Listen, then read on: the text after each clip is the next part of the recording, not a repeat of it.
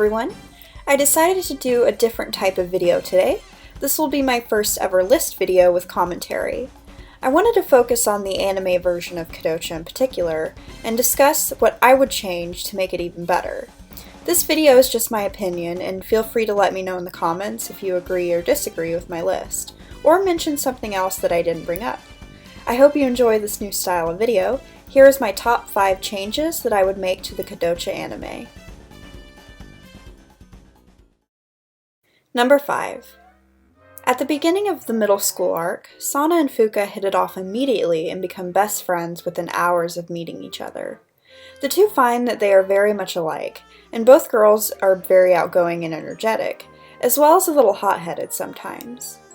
While their friendship is also in the manga, the reason I put this on the list is because I wanted more. I felt that there was too much focus on the love triangle between the two and Akito, and I wish there could have been more filler episodes exploring their friendship without romance thrown into the mix. I put this reason at number 5 because I feel it's the least interesting change, but I think it would have benefited Fuka a lot in particular, as she is a very divisive character amongst the Kodocha fanbase. I think if we got to see more positive moments with her character and with Sana, the audience would feel a stronger connection with the character and the bond between the two of them. Number 4. Here's a very controversial take. While I find Babbitt to be charming and hilarious at times, there are moments that I feel could have been better without him. There were a few serious moments in Kodocha that I thought would have worked better without Babbitt interrupting them. I understand he is meant to break the tension at points, but sometimes he just ruins the mood with what should be a very moving scene between the regular cast of characters. I don't feel comfortable saying the anime would have been better without Babbitt, but I think they could have toned him down a bit. Babbitt is especially jarring during the more serious and dramatic second half of the series.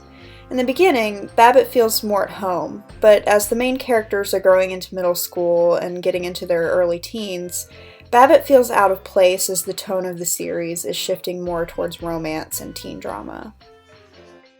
Number 3. I'll be honest. Despite being my favorite anime of all time, the last quarter of this series is a mess. Especially the last few episodes regarding the Karate Club.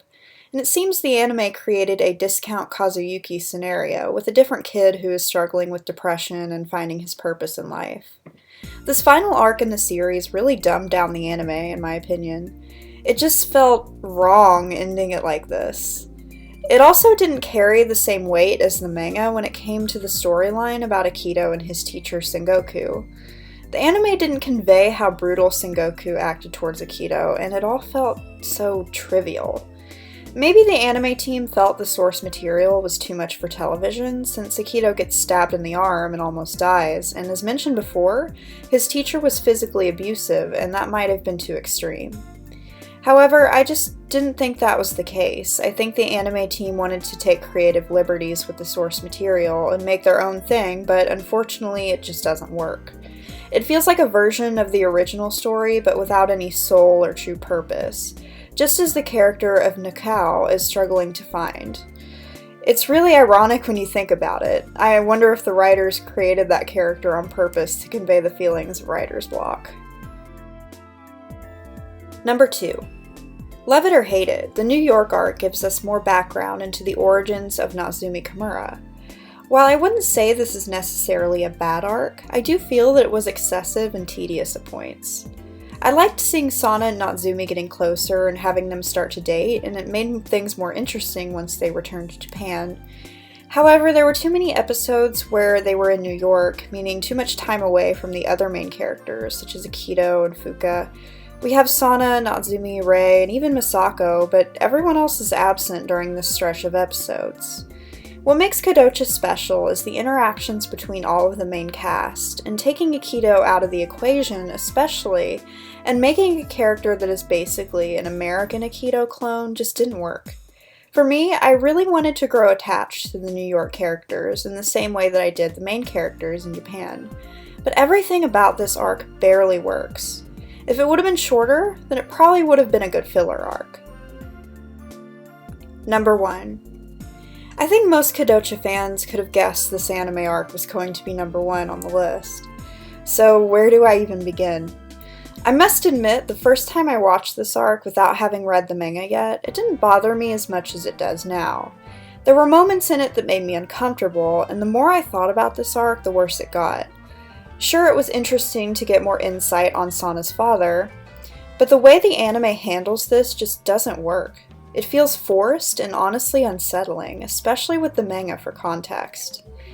Like I said in one of my previous videos, I don't think the anime team took into account the uncle situation from the manga, and just decided to make what they deemed a family-friendly version of Sana's father.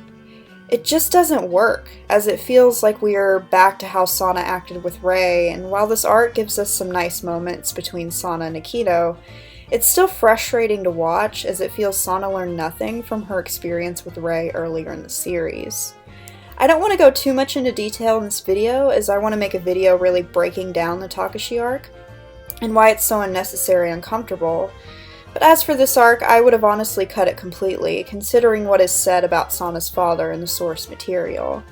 It just doesn't make sense to include this character, especially since Sana had already learned this lesson earlier in the series with Rei, as mentioned before. Expect a lengthy video essay on this topic soon. Those were my top 5 things I would change in the Kodocha anime. So what did you think? Do you agree or disagree with anything on my list? What would you change about the series? And what changes would you want to see if they ever made a reboot for the series? Let me know in the comments below. Please like and subscribe for more Kodocha content in the future. See ya!